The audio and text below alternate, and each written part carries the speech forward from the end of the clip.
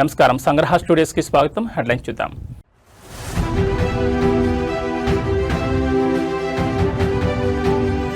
Municipal ఎన్నికల నామినేషన్ల పరిశీలన పూర్తి.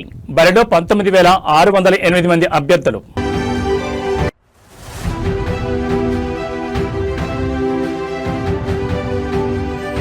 నారా లోకేష్ పై అనుచిత వ్యాఖ్యలు చేసిన జోగి రమేష్. ఇబ్రహీంపట్నం పిఎస్లో కేసు నమోదు.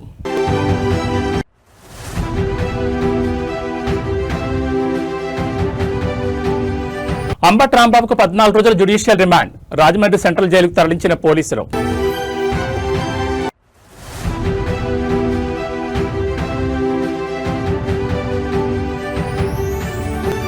సిట్ విచారణకు సహకరించాల్సిందే. కేటీఆర్ వ్యాఖ్యలను తప్పుబట్టిన కవిత.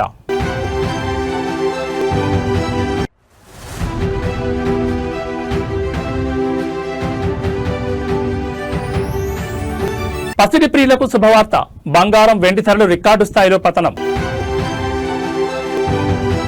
ఇక డీటెయిల్స్ చూస్తే మున్సిపల్ ఎన్నికల ప్రక్రియ తెలంగాణ రాష్ట్రంలో వేగంగా కొనసాగుతోంది. ఇందులో భాగంగా 116 మున్సిపాలిటీలు, 7 మున్సిపల్ కార్పొరేషన్లోని 2,996 వార్డులకు సంబంధించి దాఖలైన నామినేషన్ల స్క్రూటినీని ప్రక్రియను ఎన్నికల అధికారులు విజయవంతంగా పూర్తి చేశారు. ఈ పరిశీలన అనంతరం ప్రస్తుతం రాష్ట్ర వ్యాప్తంగా వివిధ పార్టీలు, స్వతంత్రుల తరపున మొత్తం 19,608 మంది అభ్యర్థులు ఎన్నికల బరిలో నిలిచారు. ఈ నెల 11 జరగనున్న పోలింగ్ సంబంధించి అభ్యర్థులు తుది జాబితా ఖరారు కావడంతో ఇది కీలక దశగా మారింది. ఎన్నికల షెడ్యూల్ ప్రకారం పోటీ నుంచి తప్పుకోవాలనుకునే అభ్యర్థులకు ఈ నెల 3వ తేదీ వరకు నామినేషన్ ఉపసంహరణకు అవకాశం కల్పించారు. ఉపసంహరణ గడువు ముగిసిన వెంటనే అదే రోజు సాయంత్రం బరిలో నిలిచే అభ్యర్థుల తుది వివరాలను, వారి జాబితాను రాష్ట్ర ఎన్నికల సంఘం అధికారికంగా ఆన్లైన్లో పొందుపరచనుంది. ఫిబ్రవరి 11 పోలింగ్ నిర్వహించి 13వ తేదీన ఓట్ల లెక్కింపు చేపట్టి ఫలితాలను వెల్లడించనున్నారు. కాగా ఈ మున్సిపల్ ఎన్నికల్లో భారీ విజయం సాధించాలని అధికార కాంగ్రెస్, ప్రతిపక్షంలోని బీజేపీ పార్టీలు తమ వ్యూహాలు కొనసాగిస్తున్నారు. ఈ మేరకు పోటీలో నిలిచే వారి సంఖ్య కూడా అధికంగా కనిపిస్తోంది.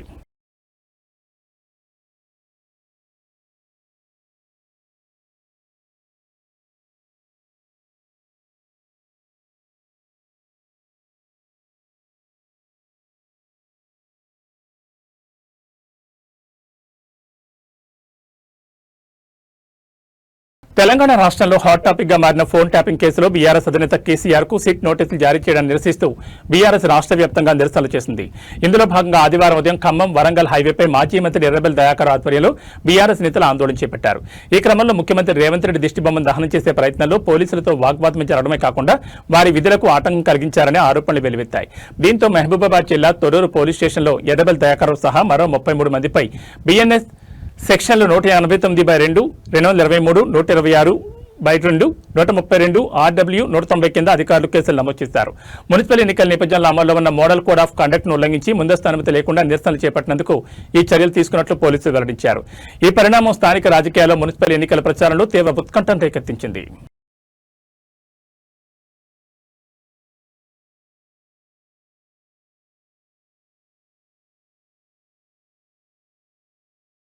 వైఎస్ఆర్ కాంగ్రెస్ పార్టీ సీనియర్ నేత, మాజీ మంత్రి జోగి రమేష్ పై మరో కేసు నమోదు చేశారు పోలీసులు. టీడీపీ జాతీయ ప్రధాన కార్యదర్శి మంత్రి నారా లోకేష్ పై చేసిన వ్యాఖ్యల నేపథ్యంలో ఇబ్రహీంపట్నం పోలీసులు కేసు నమోదు చేశారు. ఈ పరిణామాల మధ్య జోగి రమేష్ అజ్ఞాతంలోకి వెళ్లినట్లు సమాచారం. లోకేష్ తో పాటు టీడీపీ అధినేత చంద్రబాబు నాయుడుపై అనుచిత వ్యాఖ్యలు చేశారనే ఆరోపణలతో జోగి రమేష్ పై చర్యలు తీసుకునే అవకాశం ఉందని సమాచారం రావడంతో ఆయన్ను అరెస్ట్ చేయొచ్చనే అనుమానాలు వ్యక్తమవుతున్నాయి. ఇదే కారణంతో ఆయన ప్రస్తుతం పోలీసులకు అందుబాటులో లేకుండా ఉన్నట్టు తెలుస్తోంది. అదే సమయంలో జోగి రమేష్ నివాసంపై జరిగిన దాడి ఘటనపై కూడా పోలీసులు మరో కేసు నమోదు చేయనున్నట్లు సమాచారం. ఈ ఘటనలో టీడీపీ శ్రేణుల పాత్రపై విచారణ కొనసాగుతోంది. జోగి వ్యాఖ్యలు, ఆయన ఇంటిపై దాడి ఘటన, ఈ 2 అంశాలపై వేర్వేరు కేసులు నమోదు చేసేందుకు పోలీసులు సిద్ధమవుతున్నట్టు తెలుస్తోంది. నిన్న రాత్రి తిరుపతి నుంచి విజయవాడకు వచ్చిన జోగి రమేష్ పరామర్శ నిమిత్తం వచ్చిన నందిగా మాజీ ఎమ్మెల్యే మొండితోక జగన్మోహన్ రావుతో కలిసి రాత్రి సుమారు 1:30 సమయంలో తన నివాసం నుంచి వెళ్లిపోయినట్లు సమాచారం. ఆయనతో పాటు ఆయన తనయుడు రాజీవ్ కూడా వెళ్లినట్లు పోలీసులు గుర్తించారు. ఈ నేపథ్యంలో మాజీ మంత్రి జోగి రమేష్ అజ్ఞాతంలోకి వెళ్లారని పోలీసులు అనుమానిస్తున్నారు. ప్రస్తుతం ఆయన ఆచూకీ కోసం గాలింపు చర్యలు చేపట్టినట్టు తెలుస్తోంది. ఎన్టీఆర్ జిల్లాలో రాజకీయ ఉద్రిక్తతలు కొనసాగుతున్న వేళ ఈ కేసు రాష్ట్ర రాజకీయాల్లో మరింత చర్చకు దారితీస్తోంది. అరాచక ప్రభుత్వం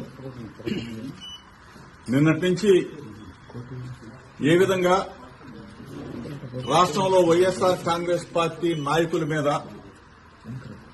కుటుంబ సభ్యుల మీద, నివాసాల మీద ఏ విధంగా దాడి జరుగుతున్నది మీరు అందరూ కూడా సభ్య సమాజం మొత్తం కూడా చూస్తూ ఉన్నారు. ఇప్పుడు ఈ క్షణంలో ఇబ్రహీంపట్నంలో ఉన్న నా ఇంటి మీద చంద్రబాబు నాయుడు చంద్రబాబు నాయుడు కొడుకు లోకేష్ ఇద్దరు కూడా నా నివాసం మీద దాడి చేయడం కోసం, నా కుటుంబ సభ్యుల మీద దాడి చేయడం కోసం నన్ను ఏదైనా చేయాలి, కిరాతకంగా చేయాలి, రాక్షస ఆనందం పొందాలన్న ఉద్దేశంతో ఇప్పుడు దాడి జరుగుతున్న దృశ్యాలను మీరు మీడియా మిత్రులు అందరూ కూడా, రాష్ట్ర ప్రజలందరూ కూడా గమనిస్తా ఉన్నారు. 83 రోజులు అన్యాయంగా, అక్రమంగా ఒక ఫేక్ కేసులో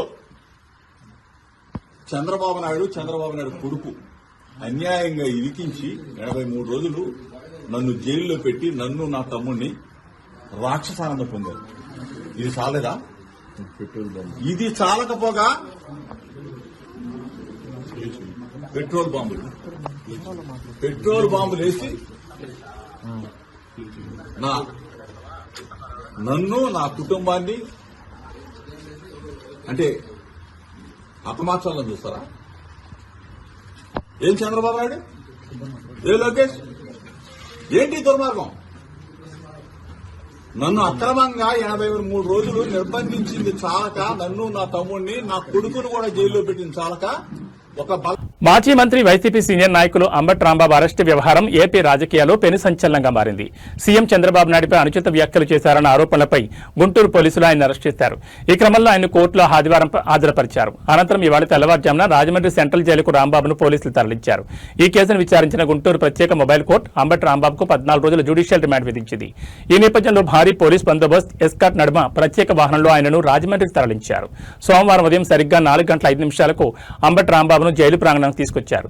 జైలు వద్ద ఇటువంటి అవాంఛనీయ సంఘటనలు జరగకుండా పోలీసులు ముందస్తుగా భారీగా బారికేడ్లను ఏర్పాటు చేసి భద్రతను కట్టుదిట్టం చేశారు. జైలు నిబంధనల ప్రకారం కఠినంగా వ్యవహరించిన అధికారులు అంబటి రాంబాబు కోసం కుటుంబ సభ్యులు పంపిన దుస్తులను సంచుల్లో పంపేందుకు సైతం అనుమతించలేదు. అంతకుముందు కోర్టులో తన గోడును వెళ్లబోసుకున్న అంబటి తనను పోలీసులు శారీరకంగా ఇబ్బంది పెట్టారని ఆవేదన వ్యక్తం చేశారు. ఏదేమైనా ఒకప్పటి మంత్రిని ఇలా అత్యంత వేగంగా రాజమండ్రి జైలుకు తరలించడం రాష్ట్ర వ్యాప్తంగా చర్చనీయాంశమైంది.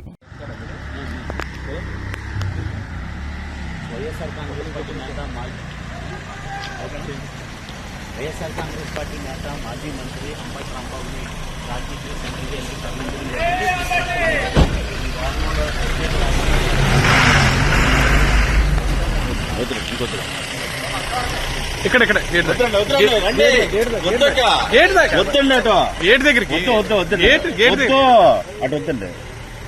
కొత్తగా అలవాటు చేయొద్దు.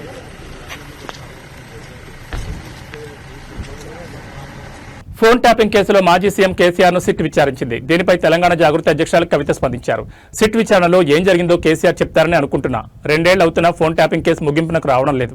విచారణను త్వరగా ముగించాలి, దోషులకు శిక్ష పడాలి. 2 ఏళ్లు అవుతున్నా సిట్ విచారణ ముగింపునకు రావడం లేదని తెలంగాణ జాగృతి అధ్యక్షులు కవిత అన్నారు. విచారణ త్వరగా ముగిసి దోషులకు శిక్ష పడేలా చూడాలని కోరారు. హైదరాబాద్ లో నిర్వహించిన మీడియా సమావేశంలో కవిత మాట్లాడారు.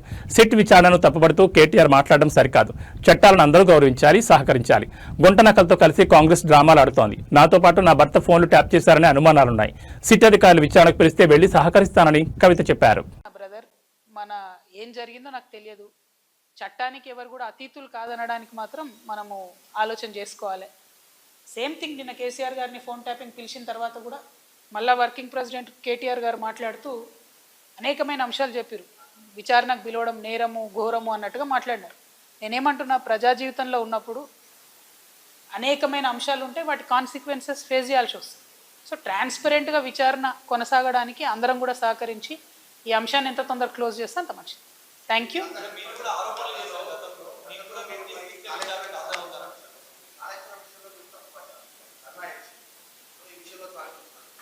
నేనేం తప్పు పట్టట్లే. నేనేమంటున్నా, వారు మాట్లాడిన మాటలు చూడండి. ఎట్లా అయితే మంచోడైనా చెడ్డోడైనా మేము చెప్పిన వాళ్ళకే ఓటేయాలన్నారో అసలు మమ్మల్ని విచారణకే పిలవద్దు అన్నట్టు మాట్లాడుతున్నాం. అసలు ఆ సిచ్యువేషన్ ఎందుకు వచ్చింది? ఇన్ని రోజులు పిలవలేదు కదా కేసీఆర్ గారిని విచారణకు. ఇప్పుడు ఆ సిచ్యువేషన్ వచ్చింది కదా. ఆ సిచ్యువేషన్ ఎందుకు వచ్చిందో ఇప్పటికన్నా అంతర్గతంగా వాళ్ళు పరిశీలన చేసుకోవాలి. 1. 2, ఒకవేళ పిలిచిండ్రు అనుకోండి విచారణకు, పోక తప్పదు. ఇప్పుడు రేపు నన్ను పిలిచినా పోతా. నన్ను కూడా అప్పుడు ఈడీ సిబిఐ పిలిస్తే పోయే కదా. నేను చేసినా నేరం చేయలేదా అనేటటువంటిది నేను చేయలేదని నా మనసుకు తెలుసు, కానీ అది ప్రూవ్ అవ్వాలి కదా. ఇప్పుడు కూడా అదే జరుగుతుంది. సో చట్టానికి అందరం కూడా సహకరించాలి. పిలిచినప్పుడు పోతాం. కాకపోతే ఆ యొక్క ఆలోచన విధానం ఏదైతే రాష్ట్రంలో పాలన గాడి తప్పిందని ప్రధానమంత్రిని కోరి ఏపీలో ఎమర్జెన్సీ పెట్టమని కోరాలని ముద్రగడ పద్మనాభరెడ్డి ఏపీ సీఎం చంద్రబాబు నాయుడు కోరారు. ఈ మేరకు సోమవారం ఒక బహిరంగ లేఖను రాశారు. రాష్ట్రంలో ఎమర్జెన్సీ పెడితే పదవీకాలం అయ్యే వరకు ప్రతిపక్షాన్ని జైల్లో పెట్టడానికి ఉపయోగపడుతుందని తాను అభిప్రాయపడుతున్నారని పేర్కొన్నారు. మాజీ మంత్రులు రజనీ, అంబటి రాంబాబు, జోగి రమేష్లను అవమానించేలా వ్యవహరించడం ఎంతవరకు సమంజసమని ప్రశ్నించారు. దేశంలోని ఏ రాష్ట్రంలోనైనా ఇలాంటి పాలన ఉందా అని ప్రశ్నించారు. తిరుమల లడ్డూలో నెయ్యి కల్తీ జరగలేదని సీబీఐ రిపోర్టు ఇవ్వడం నుంచి దృష్టి మరల్చేందుకు ఇలాంటివి చేస్తున్నారని అనుమానాలు వ్యక్తం చేశారు. ఒక్క అబద్దాన్ని కప్పిపుచ్చడానికి 100 అబద్దాలు ఆడాల్సి వస్తుందని తన తండ్రి చెప్పిన విషయాన్ని గుర్తు చేసుకున్నారు. టీడీపీ నేతలు ఆడిన ఒక్క అబద్దం వల్ల పార్టీ ఎంత నష్టపోయిందో పరిశీలించుకోవాలని సూచించారు. కూటమి పాలనలో కాపు కులాన్ని ప్రతిక్షణం టార్గెట్ చేస్తున్నారని ఆరోపించారు. గతంలో తన కుటుంబాన్ని, ప్రస్తుతం అంబటి రాంబాబు కుటుంబాన్ని టార్గెట్ చేస్తున్నారని విమర్శించారు. ఇది ఎంతవరకు సమంజసమని నిలదీశారు. గతంలో కాపులకు బీసీ రిజర్వేషన్ ఇస్తామని మొడిచేయి చూపించిన విషయాన్ని గుర్తు చేశారు. డిప్యూటీ సీఎం పవన్ కళ్యాణ్ మీద ప్రేమతో మాత్రమే టీడీపీకి మద్దతిస్తున్నామని ప్రకటించారు. పవన్ కళ్యాణ్ మద్దతునివ్వడం వల్లే చంద్రబాబు నాయుడు జైల్లో ఉన్నప్పుడు కార్యకర్తలు రోడ్డు మీదకు వచ్చారన్నారు. కాపుల మద్దతు కూటమి ప్రభుత్వం అధికారంలోకి వచ్చింది నిజం కాదా అని అడిగారు. దయచేసి కాపు కులాన్ని ఏపీ నుంచి వేరే రాష్ట్రానికి కట్టుబట్టలతో పంపించే కార్యక్రమం చేయండి అని ఆవేదన వ్యక్తం చేశారు.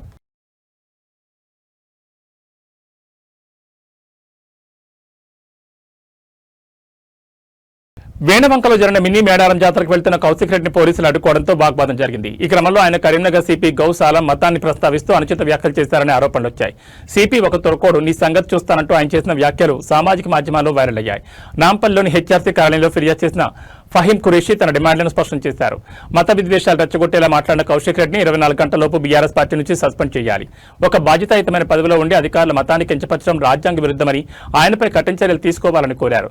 సిపిపై వ్యక్తిగత దూషణలు, మతపరమైన వ్యాఖ్యలు చేసినందుకు పోలీసులు కౌశిక్ రెడ్డిపై పలు సెక్షన్ల కింద కేసు నమోదు చేశారు. ఐపీఎస్ అధికారుల సంఘం మరియు ఎంపీ అసదుద్దీన్ ఓవైసీ ఈ వ్యాఖ్యలను తీవ్రంగా ఖండించారు. ఇది పోలీసుల మనోస్థైర్యాన్ని దెబ్బతీసే చర్యగా వారు అభివర్ణించారు. వివాదం ముదరడంతో ఒత్తిడిలో నోరు జారి ఆ వ్యాఖ్యలు చేశానని, ఎవరిని కించపరచాలనే ఉద్దేశం తనకు లేదని పేర్కొంటూ కౌశిక్ రెడ్డి బహిరంగ క్షమాపణ చెప్పారు. చేతంగా మేము రావడానికి కారణం ఏంటంటే ఈ పాడి కౌశిక్ రెడ్డి హుజరాబాద్ ఎమ్మెల్యే. అన్ఫార్చునేట్లీ అతను ఒక రిలీజియన్ సంబంధించిన ఒక ఐపీఎస్ ఆఫీసర్, ఒక హానెస్ట్ ఐపీఎస్ ఆఫీసర్ మీద చేసిన వ్యాఖ్యలు, ఆయన ఒక్కరి మీద వ్యాఖ్యలు కాదు, అవి యావత్తు ముస్లిం కమ్యూనిటీ మీద చేసిన వ్యాఖ్యల మీద మేము ఈరోజు వచ్చి state human rights commission complaint ఇవ్వడం జరిగింది. వాళ్ళు ఇమీడియట్గా దీని మీద రిపోర్ట్ ట్రాన్స్ఫర్ చేసి యాక్షన్ తీసుకుంటా అని చెప్పారు. మాట పూర్తి నమ్మకం ఉంది. ఇది కాక నేను చెప్పదలుచుకున్నాను కేటీఆర్, కేసీఆర్ గారికి, ఇట్లాంటివి విషపూరితమైన ఎమ్మెల్యేని మీరు పెట్టి పోషిస్తున్నారు. రాబోయే రోజులల్లా ప్రతి ఒక్క ఊర్లో ప్రతి ఒక్క ముస్లిం సోదరుడు మిమ్మల్ని బుద్ధి చెప్తాడు. ఎందుకంటే ఇలాంటి కల్చరు, ఇలాంటి మాటలు ఏ పార్టీ ఎమ్మెల్యే ఇప్పటి వరకు ఏ రోజు ఇండిపెండెన్స్ వచ్చినప్పటి నుంచి ఈ రోజు ఇట్లాంటి వ్యాఖ్యలు ఏ ఎమ్మెల్యే చేయలేదు. ఈ రోజు వాని మతి స్థిమితం పోయి కౌశిక్ రెడ్డి ఆ మాటలు మాట్లాడము, దానికి కేసీఆర్, కేటీఆర్ ఇప్పటివరకు రియాక్ట్ చేయకపోవడము, అతని ఎక్స్ప్లెనేషన్ ట్రాన్స్ఫర్ చేయడం కాక నేనేదో ట్విట్టర్లో మెసేజ్ పెడితే దాని పబ్లిక్ డొమైన్లో సోషల్ మీడియాలో నేను పెడితే నన్నే బ్లాక్ చేయడం జరిగింది కేటీఆర్ గారు. ఇంత విషయము ముస్లింల పట్ల ఆ పార్టీ ఎందుకు పెరుగుతుందో అర్థమైతలేదు. దానికి కారణం నాకు అనిపించేది ఏంటంటే ఈ రేవంత్ రెడ్డి గారి ప్రభుత్వంలో ఏదైతే ముస్లింలకి మంచి ఏదైతే స్కీమ్స్ చేస్తున్నారో, ఎలా అయితే సర్పంచ్ ఎలక్షన్లో ముస్లింస్ మమ్మల్ని పార్టీని ఆదరించారు, ఆ కోపంతోనే, ఆ ద్వేషంతోనే ఈరోజు ముస్లింల పట్ల ఆ పార్టీ వైఖరి తెలిసిపోతుంది. సో ఒకవేళ నేను చెప్పిన మాట తప్పు ఉంటే 24 గంటల్లో కౌశిక్ రెడ్డిని పార్టీని సస్పెండ్ చేయి, లేకపోతే నువ్వు ఆయన చెప్పిన స్టేట్మెంట్ ఎండాల్ చేసినట్టు నిరూపణ అవుతుంది. కేటీఆర్ గారు, ఒకవేళ మీరు సెక్యులర్ అనుకుంటారు, సెక్యులర్ అని ఆలోచన ఉంటే మాత్రం మీరు ఆయనని తక్షణంగా సస్పెండ్ చేయాలా. ప్రతిసారి కేటీఆర్ గారు కూడా జూబ్లీస్ ఎలక్షన్లో కూడా ముస్లింని చాలా కింద పరిచినట్టు మాట్లాడాడు. ఖబ్రస్థాన్ విషయంలో చాలా ఇన్సల్ట్ చేసి మాట్లాడాడు. కానీ పబ్లిక్కి చాలా అర్థమవుతుంది. అందుకోసమే మాకు 25,000 ఓట్లు వేసి మీ సిట్టింగ్ సీటు మాకు ఇవ్వడం జరిగిందంటేనే ముస్లింలు మీ పట్ల ఏం ఆలోచిస్తున్నారో మీకు తెలిసిపోవాలి ఈ పార్టీ. ఎందుకంటే మీ హాయంలో ఎన్నైతే మసీదులు షహీద్ అయినాయో, ఎన్నైతే సెక్రటరీ మసీద్ మీరు ఎంతైతే నష్టం చేశారో పబ్లిక్ ముస్లింలు అన్ని గమనిస్తున్నారు.